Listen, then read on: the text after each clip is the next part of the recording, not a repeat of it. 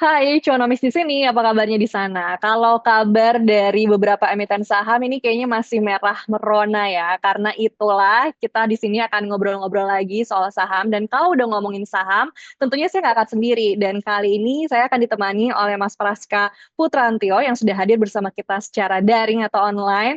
Halo Mas Praska, apa kabar? Ya, kabar baik. Ya, Mariska. Kabar baik ya Mas Praska, tapi ternyata nih Ya, kabarnya emiten saham beberapa kayaknya pada longsor gitu ya Mas Praska ya, ya, berada di zona merah. Nah itu juga yang kita pengen tahu nih, karena ada beberapa waktu terakhir ini emiten saham yang padahal non BUMN, tapi juga termasuk the Big Four, cuman ya gitu, selalu masih aja longsor gitu, berada di zona merah, yaitu emiten dari saham BBCA gitu ya. Kira-kira kenapa ya Mas? Dan ada fenomena apa sih di balik itu semua gitu?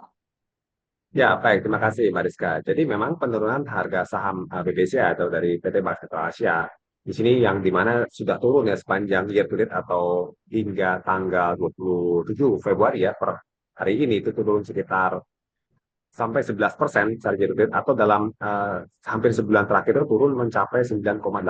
Memang ini ditenggarai oleh beberapa faktor ya. Tidak hanya pada saham Indonesia, hampir semua saham perbankan big banks ya, termasuk BBNI, Bank BRI juga dan juga Bank Mandiri juga mengalami hal yang sama. Nah, sentimen pertama yang mempengaruhi yaitu tekanan pada faktor eksternal di mana kebijakan Trump Presiden Amerika Serikat yang mengenakan perang tarif ya pada Meksiko, Kanada, Tiongkok ya, dan baru lagi juga kenaikan tarif dari otomotif itu memicu kekhawatiran terjadinya inflasi global yang pertama. Yang kedua adalah kalau kita lihat di sini nilai tukar rupiah terus melemah ya, jadi bahkan sudah mencapai level 16.430-an per hari ini. Tapi ya kekhawatiran terhadap tekanan kurs dan risiko kurs uh, bagi investor asing yang berinvestasi pada saham-saham di Indonesia itu semakin meningkat.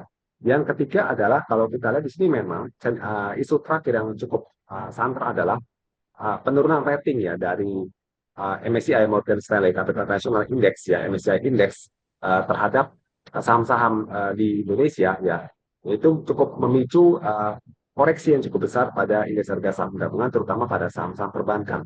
Jadi turunnya status saham MSCI Indonesia dari overweight menjadi underweight itu membuat investor asing yang menempatkan portofolio mereka di saham-saham Indonesia khususnya pada saham perbankan itu melakukan aksi jual. Kira-kira seperti itu.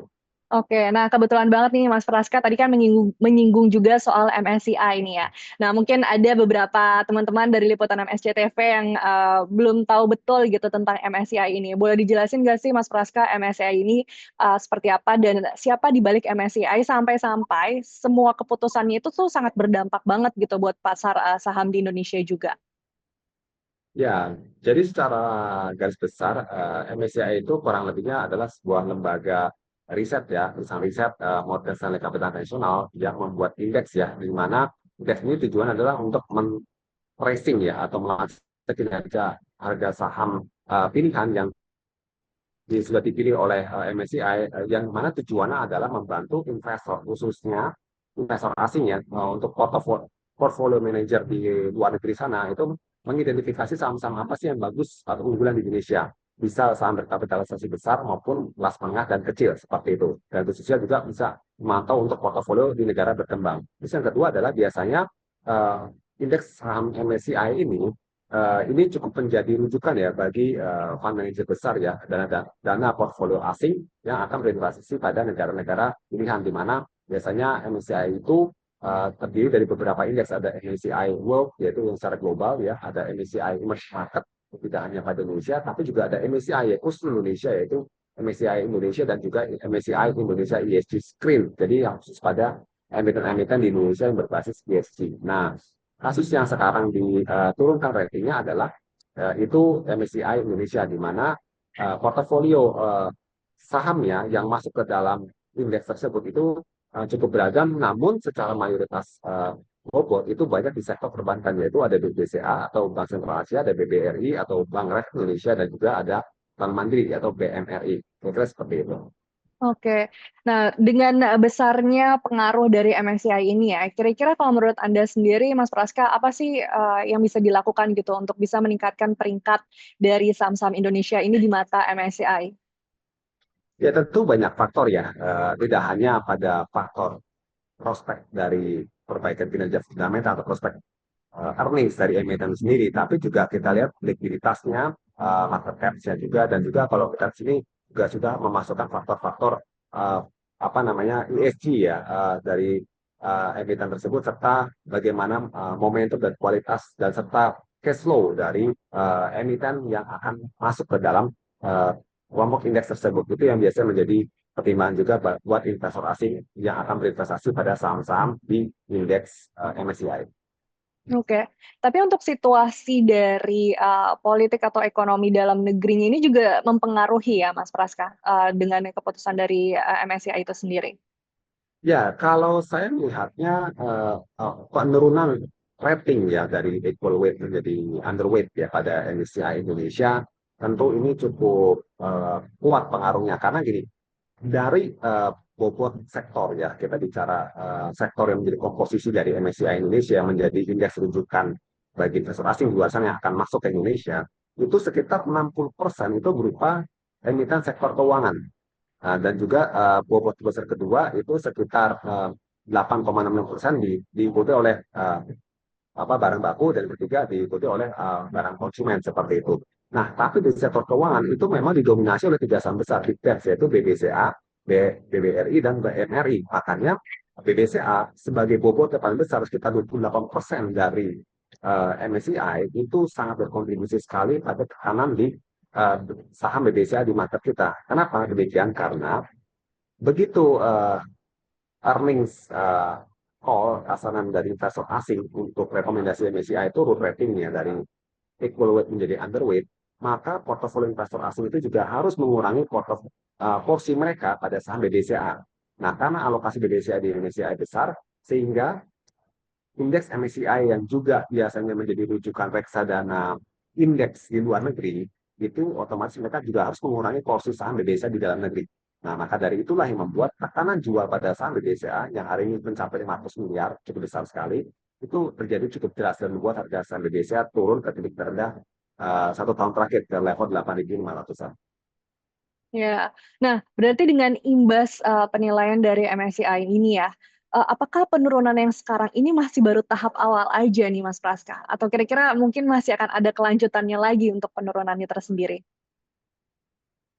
Ya, kalau saya melihatnya ini memang menjadi tahap awal ya. Tentu masih ada potensi pengelanjutan dengan catatan kontribusinya bukan dari indeks MSCI yang di-downgrade lagi isunya, tapi lebih kepada faktor-faktor eksternal lanjutan. Bagaimana dengan kebijakan suku bunga The Fed ya kan, kemudian juga inflasi Amerika bagaimana, nanti rilis kita inflasi Januari seperti apa, karena saat ini Indonesia disoroti alasannya kenapa di-downgrade sama Indonesia, yaitu pelemahan ekonomi domestik ya secara internal. Yang kedua, tantangan dari sisi inflasi yang melambat, penyaluran kredit melambat, pelemahan nilai tukar rupiah, return on equity secara agregat juga melemah dibanding Tiongkok yang lebih membaik, karena Tiongkok itu di upgrade ya dari Android menjadi equal weight, sementara kita di downgrade sehingga kita punya persaingan dengan Tiongkok untuk dari sisi daya tarik pasar saham, itu yang membuat tekanan masih bisa terjadi, namun diperkirakan relatif lebih melandai untuk tekanan jualnya. Kira-kira demikian. Oke, jadi masih ada gitu ya potensi ke sana dan kayaknya tantangannya tuh ada di internal negara kita juga nih ya, ekonomi Betul, dalam ya, negeri juga yang memang harus diperkuat. Cuman kalau kita ya, misalnya tarik mundur pada saat masa COVID-19, saat itu kan memang kita balik lagi ke emiten saham ya, BBCA ya, yang saat itu kan memang sangat benar-benar anjlok gitu. Dan ya, itu adalah situasi yang sangat buruk. Kalau kita bandingin sekarang, sebenarnya masih ada penguatan tipis gitu. Jadi ya. sebenarnya masih ada uh, potensi atau apa ya istilahnya, ya masih ada sisi yang lebih baiknya nggak sih Mas Praska untuk saat ini, atau sebenarnya situasi ini bisa kita lihat ya tidak jauh berbeda buruknya gitu dengan saat masa pandemi kemarin. Ya, baik. Jadi kalau saya memang tentu saat ini berbeda ya dengan pandemi ya. Kalau kemarin pada saat pandemi itu khawatiran karena ekonomi eh, berhenti ya, karena aktivitas di dan ditiadakan untuk menghindari penyebaran virus yang lebih luas, sehingga otomatis ekonomi menjadi eh, jatuh tapi untuk sementara, hanya untuk jangka pendek. Nah, kemudian maka dari itu saham kembali melonjak ya setelah adanya program vaksin dan juga mulai pengetatan itu dikendori ya, sehingga mobilisasi mulai bergerak lagi. Nah, kalau sekarang tidak ada pembatasan pergerakan, tapi kita bicara sih tantangan ekonomi lebih luas secara global, global mempengaruhi domestik. Nah, tentu saja di sini tantangan tentu lebih berat, tapi tampaknya itu sudah di price in alias diantisipasi oleh investor oleh penurunan harga saham BBCA yang tadi saya sebutkan, contoh dari year to date saja itu sudah turun 11% ya. Bahkan dalam setahun terakhir kita tuh turun BBCA itu sendiri minus 13% seperti itu. Artinya penurunan dari titik tertinggi sekitar 20% dari peaknya itu memang sudah merespon perlambatan torehan kinerja BBCA sepanjang 2024 karena satu perlambatan kredit dari dalam negeri sendiri, yang kedua memang tantangan dari ekonomi yang memang sedang lesu. Ditambah lagi kalau saya lihat secara technical view ya, BBCA itu sendiri sudah menyentuh level support atau sudah mendekati ya sedikit lagi level support di harga 8.500 itu yang merupakan posisi gap bawah ya. Dulu di tahun 2023 tanggal 20 Maret jadi gap bawah di level 2000, di level maksud saya 8.500. Nah, saat ini dengan koreksi yang sudah turun ke 8.525 per hari ini itu sudah mendekati posisi gap bawah, sehingga pada saat nanti posisi gap tersebut sudah ditutup itu ada potensi rebound pada saham BBCA tersebut. Demikian.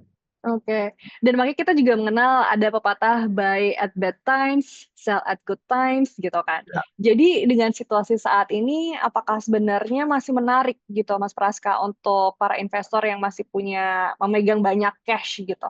Atau menurut Mas Praska sendiri gimana nih? Ya, jadi kalau misalnya dari saya sih melihatnya ini menjadi peluang ya, peluang untuk jangka pendek investor kembali mengakumulasi saham-saham yang berfundamental bagus, salah satu BBCA. Apalagi juga ini kan memiliki dividen juga ya BBCA tersebut, dan saya meyakini kenapa? Karena BBCA bisa rebound karena secara fundamental meskipun ekonomi melambat, memang penyaluran kredit melambat dan juga pertumbuhan kreditnya pun dan juga serta pertumbuhan penjualan melambat, tapi pertumbuhan labanya mampu terjaga cukup baik ya, di mana per Desember kemarin BBSA itu mampu mencapai pertumbuhan laba sekitar 12%, 12,7% untuk laba bersih, laba operasional juga naik 13,36%. Artinya mampu menjaga efisiensi di tengah tantangan perlambatan kredit, dan itu bahkan lebih baik dibandingkan big banks dari rata-rata bank BUMN, kira-kira seperti itu. Dan juga secara valuasi pun BBCA dengan harga saham yang sudah terkoreksi lewat pendekatan price earning ratio historis ini sudah sangat murah. Artinya saham BBCA baik secara teknikal maupun secara fundamental sama-sama layak dicermati. Tapi dengan situasi ekonomi yang masih tak menentu ini dan juga faktor tadi disebutkan dari global ya, mending all in atau mending perlahan-lahan dulu nih untuk Ya, belinya nih, kalau menurut Mas Praska? kalau saya melihatnya dengan ekonomi yang cukup volatile, uncertainty cukup tinggi, belinya menurut saya lebih perlahan dulu ya, averaging down istilahnya. Jadi kita bisa step by step melakukan penempatan setiap terjadi perubahan harga saham BDC, baik itu naik maupun turun, sehingga kita bisa mendapatkan rata-rata yang lebih optimal dengan target yang kita bicara untuk jangka pendek ini. Dari saya sendiri melihatnya BBCA mau memiliki potensial rebound at least ke level 9.500 sampai di level 9.800 seperti itu. Ya, dan itu kalau emang masih punya banyak cash ya, Mas Praska Ya, ya. Nih kalau emang betul. udah keburu apa namanya udah beli gitu ya dari awal tahun, kan sementara kita tahu sendiri ya dari awal tahun sampai sekarang itu sangat menghoyak-hoyak mental nih ya pasar saham Ya, ini. Kalau dari Mas Praska sendiri ngelihatnya gimana? Apakah meningkat loss aja atau justru memang bersabar saja gitu? untuk BBCA saya sarankan bersabar saja karena jika katakan pelurunya sudah habis ya, cash sudah habis ditempatkan dari awal tahun, apalagi kita bicara dari posisi tinggi ya kemarin, itu saya sarankan kita fokusnya pada orientasi jangka panjang, karena secara tren jangka panjang BBCA ini once setelah kita koreksi cukup dalam itu ada potensi rebound ke depan, dan apalagi kita yakin bahwa ekonomi ke depan Indonesia akan bisa bangkit ya dari ketidakpastian global, dan seiring dengan juga recovery global ya, kita akan bisa lebih accelerate seperti itu, dan BBCA saya meyakini itu bisa mengalami rebound seperti itu. Oke. Nah, tadi kan Ya. kalau itu emiten saham yang BCA ya. Kalau untuk yang BUMN sendiri yang perbankan, Mas Praska melihatnya bagaimana? Untuk BUMN sektor perbankan ya. Nah, ini juga kurang lebih sama seperti BBCA ya, mengalami tekanan cukup tajam ya. Bahkan dari catatan saya untuk BMRI dan BBRI juga mengalami tekanan yang cukup kuat ya. Apalagi Bank Mandiri dan Bank BRI ini sama-sama masuk ke dalam indeks MSCI. Jadi tadi yang saya sebutkan di mana MSCI itu melakukan adjustment ya dengan terjadinya status yang turun dari equal menjadi underweight, otomatis semua fund manager asing yang yang mengandalkan pengelolaan mereka berbasis MSCI Indonesia, apalagi reksadana ETF atau indeks yang di luar negeri, itu otomatis juga akan menyesuaikan alokasinya sehingga itu juga mengalami tekanan yang sama. Nah, hanya saja yang membedakan adalah di sini memang performance fundamental dari BBRI dan Bank Mandiri relatif terhadap Indonesia ini agak sedikit kurang cukup bersaing ya secara performance karena kalau kita lihat BBRI dan Bank Mandiri ini masih mengalami tekanan yang cukup kuat ya dan rata-rata pertumbuhannya pun tadi kalau saya bandingkan itu masih di bawah dari BBCA untuk rata-rata pertumbuhan penjualan, laba operasional maupun laba bersih. Saya kira demikian. Oke. Nah, terakhir nih Mas Praska sebagai penekanan atau penegasan juga, kira-kira pesan apa sih yang mau Mas Praska berikan nih buat teman-teman investor saham yang mungkin juga sekarang lagi galau ya dengan melihat pasar saham saat ini gitu. Yang mungkin dari awal tahun udah punya banyak harapan, tapi ternyata sampai sekarang juga masih harapan itu belum muncul juga gitu. Dari Mas Praska sendiri pesannya bagaimana? Ya, kalau saya sih melihatnya memang di tengah pasar yang cukup volatile ini, investor jika katakan sudah posifikasi habis ya secara ekstrim, misalnya seperti itu kondisinya, lebih baik memang kita bersahabat dulu dengan catatan saham saya yang sudah dipilih adalah saham-saham yang satu secara fundamental jangka panjang kita bicara minimum 5 tahun terakhir ya bahkan sudah masuk pada saat periode COVID saat itu tetap tumbuh pendapatan laba operasi laba bersih secara agregat rata-rata tahunan tumbuh. Yang kedua emitennya punya kemampuan membayar dividen yang rutin ya rajin bagi dividen. Jika emiten-emiten tersebut seperti itu maka lebih baik dipertahankan dulu ya di hold. Syukur-syukur jika ada likuiditas baru bisa diakumulasi kembali di harga rendah. Nah, namun pada saham-saham yang memang performa jangka panjang juga flat, outlook-nya juga kurang bagus secara industri ya. Uh, Kemudian juga mungkin pernah atau saat ini sedang mengalami merugi dan sahamnya saat ini juga mengalami koreksi ya lebih baik mungkin di cut loss di switch ke saham yang lebih jelas secara fundamental dan memiliki cash flow dan bentuk dividen sehingga ke depan pada saat nanti ekonomi membaik, otomatis biasanya saham-saham yang punya good fundamental atau good value tersebut ya, itu biasanya yang akan lebih dilirik oleh investor seperti itu. Baik, kalau begitu. Terima kasih banyak, Mas Praska, Ya, atas perbincangannya dan juga insight-nya untuk kita semua ya. Tadi kata kuncinya adalah pokoknya kita harus sabar. Ingat ini adalah investasi untuk jangka panjang juga gitu ya, ya, Mas Praska ya. betul.